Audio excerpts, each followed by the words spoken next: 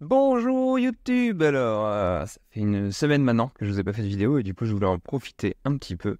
C'est le moment, je pense, de vous faire une petite vidéo, de vous expliquer pourquoi ça fait une semaine que je vous ai pas fait de vidéo et puis qu'on discute un peu des raisons et voilà, je vais vous expliquer un peu deux trois trucs. Alors, assez simplement, cette semaine, bon déjà j'ai fait du bon contenu, j'ai fait un joli live chez CMJ, j'ai fait un joli live chez Gokudera avec Ecom Invader. Et donc, c'est pas la chose la plus importante qui me soit arrivée cette semaine, c'est que j'ai onboard mon premier stagiaire. Donc voilà, j'ai mon premier stagiaire qui est arrivé. On va commencer à prod à plusieurs dans l'équipe, histoire de faire avancer la machine un peu plus rapidement. N'hésitez pas à vous abonner à la chaîne, histoire de voir un peu plus de contenu, ce qui va continuer à sortir, et les aléas et la vie qu'on va avoir ensemble avec ce premier stagiaire. Alors, assez simplement, voilà. Comment est-ce que je onboard ce stagiaire? C'est un stagiaire qui n'est pas rémunéré, donc c'est quelque chose qui est possible étant donné que mon entreprise n'est pas en France. C'est un stagiaire qui est en télétravail et c'est un stagiaire qui est non conventionné en l'occurrence. Donc un stagiaire qui est hors du système scolaire. J'ai aussi des stagiaires en système scolaire qui vont arriver après, et donc cette fois il y a des conventions de stage et c'est un peu plus cadré. Mais voilà, c'est des stagiaires que je continue à prendre en télétravail. Ceux qui sont en convention, souvent il y a besoin de venir un peu en présentiel. Donc certains vont venir en Thaïlande dans mes bureaux pour pouvoir travailler directement avec moi.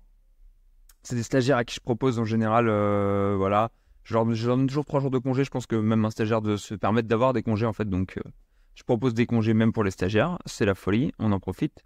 Euh, Comment est-ce que je onboard un stagiaire? Assez simplement, la première chose que je fais, c'est que je fais un premier meeting où on définit les projets, les attentes, etc. Donc là, on discute un peu avec le stagiaire. Je lui ai déjà dit un peu ce qu'on allait faire, mais je suis resté assez vague, histoire qu'on puisse discuter un peu, qu'on aille de l'avant. Et donc, ce que je vais lui dire un peu, c'est déjà qu'est-ce qu'on fait en général dans la boîte. Donc voilà, moi, par exemple, en l'occurrence, pas mal dans le CBD, mais aussi d'autres choses. Quelles sont ses attentes? Donc si par exemple lui veut faire absolument du e-commerce, bah possible que moi j'ai en fait en ce moment un projet e-commerce qui traîne et que je lui file un projet e-commerce. Donc c'est possible et c'est les points forts, on va dire, c'est que ça permet de faire ça, de potentiellement donner des projets plus intéressants à des stagiaires. Donc voilà. Ensuite, qu'est-ce que je fais? Je donne les accès, donc les accès aux outils, ainsi que les accès CMS, donc accès WordPress, etc. Accès Slack, accès aux formations. Voilà, par exemple, si j'en parlais, j'étais chez Ecom Invader il n'y a pas longtemps, je lui donne les accès Ecom Invader. Donc même si la personne n'est pas payée, en général, elle se dit c'est cool, tu vois, je récupère des accès à des formations qui sont payantes normalement, à des outils qui sont payants normalement. Et ça permet d'avoir la force de frappe de l'entreprise, entre guillemets. Ensuite, quoi d'autre? Une des choses qui est intéressante, c'est que même si l'entreprise n'était pas vraiment une entreprise, entre guillemets, dans le sens où ça faisait pas boîte, ça faisait pas équipe, il n'y avait pas de process, c'est le moment de les setup, c'est le moment de préparer tout ça. Donc typiquement, c'est ce que je fais, moi, j'ai mis en place le Slack, j'ai mis en place les conversations Slack, etc. On commence à mettre en place les fichiers, les process communs, et en fait, comme ça, on a un cœur et l'entreprise devient une vraie entreprise. Et donc ça, c'est déjà un point qui est intéressant. Ensuite, quelle tâche est-ce que je vais demander dans les premières tâches à faire à mon stagiaire? Moi, en général, j'ai commencé avec de la prod de contenu, donc je fais voir un bel écran GPT parce que mon prod de contenu chez moi, c'est pas mal de GPT, mais aussi de l'optimisation. Donc voilà, un petit article. C'est moi, je le sens sur l'optimisation, sur un très bon article, je sais pas, je l'ai pas lu honnêtement.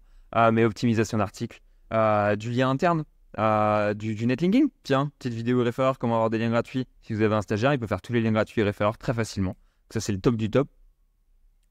Et ensuite, plein d'autres choses possibles. J'ai noté, voilà, par exemple, j'ai pas de description YouTube. On peut le voir ici, j'ai pas de description YouTube sur ma vidéo. Peut-être que bientôt ça arrivera si un de mes stagiaires a le temps de le faire, en l'occurrence. Donc, ça serait pas mal. Ensuite, voilà, mon stagiaire, il n'est pas uniquement pour prod. Si vous prenez des stagiaires uniquement pour prod et que vous les formez pas, ne prenez pas stagiaire, en fait. C'est pas intéressant pour eux. Donc, c'est intéressant parce qu'en fait, ils sont ici pour être formés, assez simplement. Et donc, être formé, ça veut dire quoi? Moi, ce que je fais au début, c'est que j'appelle mes stagiaires au moins une fois par jour. Donc, tous les 8 heures de travail. En l'occurrence, je dis tous les 8 heures de travail parce que j'ai des stagiaires qui travaillent à temps plein. Mais j'ai aussi des personnes qui travaillent avec moi qui font, par exemple, qu'une heure par jour. Et donc, eux, je vais les appeler une fois par semaine. Donc, voilà, ça permet d'avoir un espèce de système, un entre-deux. Et donc, tous les, on va dire, 5, 6, 8 heures de travail, j'appelle la personne histoire qu'on fasse un débrief sur les tâches, que je lui dise les points forts, les points faibles, comment est-ce que j'aurais fait à sa place, comment est-ce qu'on peut s'améliorer, etc. Parce que si les gens sont là et veulent travailler aujourd'hui en stage avec moi, c'est pour avoir de la formation. Et donc, c'est ce que je leur propose. Ensuite, est-ce que je garde ce système où je les appelle une heure tous les jours, etc. Non, pas au bout de certains temps. Au bout de 3-4 semaines, on va passer tous les 2-3 jours, donc peut-être 2 appels semaine. Et ensuite, après 3-4 mois, en général, on va pouvoir passer à seulement un appel semaine, histoire de débriefer les tâches et de continuer à avancer. Euh, Ça fait un peu l'esprit Daily Scrum. J'aime pas trop Scrum, méthode agile et tout, mais un peu quand même, assez simplement. Un des points aussi que je partage avec le côté Scrum, c'est le fait qu'on soit itératif et qu'on prod H24 et qu'on mette en prod directement et qu'on soit pas en mode à attendre que c'est parfait pour pouvoir envoyer. Et donc typiquement, moi, ma spécialité, c'est de mettre en prod, de créer ce que j'appelle des machines à produire, des gens qui sont forts et qui mettent en prod directement. Est-ce que ça a besoin d'être parfait pour être mis en prod directement? Non, je pense pas. Moi, je mets en prod sur mes sites, en tout cas personnellement, des pages qui sont pas parfaites. Sur les sites de mes clients, dans le cas où certains stagiaires puissent être amenés à travailler sur les sites de mes clients, c'est pas encore le cas, j'ai rien encore fait faire à mes stagiaires sur les sites de mes clients, mais peut-être qu'un jour ça sera fait. Dans tous les cas, ça sera complètement refait par moi a posteriori. C'est juste ça leur permet d'avoir des nouvelles perspectives, d'étudier de nouvelles choses, des nouvelles SERP, des nouveaux modes de monétisation, et donc ça peut être intéressant si c'est des choses qui intéressent les stagiaires. Donc voilà, typiquement. Machine à produire, on prod, quand je prod sur mes WordPress, je leur dis ok, je leur fais un accès WordPress, tu publies directement, tu te poses pas la tête et le lendemain, on va regarder la page elle est pas bonne, on l'améliore. Une semaine après, on revient à réoptimisation de contenu sur les pages qui ont été faites dans la première semaine. C'est des choses qui marchent très bien.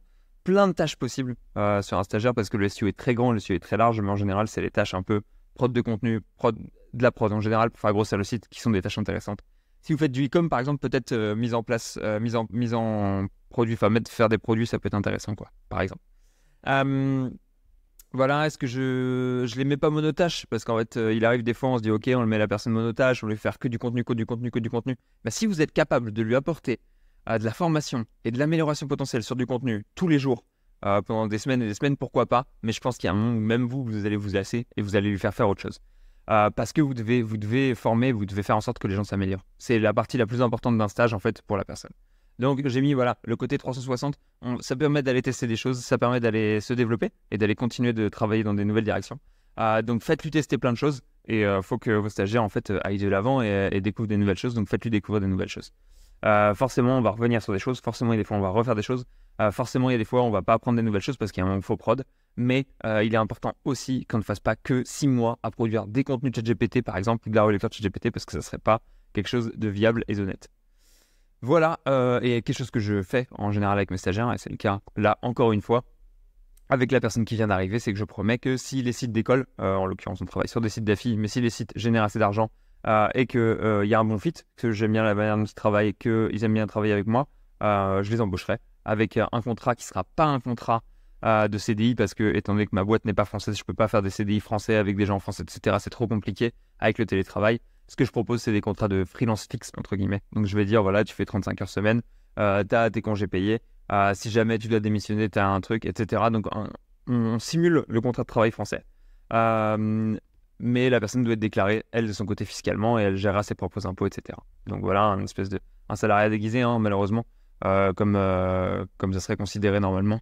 Mais c'est le seul moyen que j'ai, alors qu'il est, je pense, le moyen le plus facile. Et du moins, c'est ce que proposent toutes les grosses boîtes SEO qui font du full remote. C'est la méthodologie qu'elles utilisent.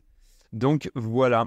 Sur ce, j'espère que ça va bien continuer. J'espère que mon stagiaire et mon aventure en stage télétravail va bien fonctionner. Et je vais vous souhaiter de continuer à ranker, de continuer à rocker. Hop là, je repasse en facecam. J'en profite quelques dernières minutes avec vous. Donc voilà, continuez à rocker. Et puis si vous avez besoin d'aide pour recruter des stagiaires, si vous avez besoin d'aide pour les manager, si vous avez besoin de conseils, n'hésitez surtout pas, demandez-moi. C'est avec grand plaisir que je vous donnerai quelques conseils. Si vous voulez d'ailleurs vous-même faire un stage et que je vous forme un peu, je privilégierai évidemment les profils qui voudraient passer full-time. Et donc voilà, moi c'est avec plaisir, alors que je ne propose pas de stage rémunéré, je leur ai dit encore une fois. Mais si jamais vous voulez venir travailler avec moi et que je vous forme, c'est avec plaisir, on se voit 1 heure par jour. Et on avance. Sur ce, je vais vous souhaiter une bonne journée et rankez fort et kiffez bien le reste du YouTube game. Hasta la vista.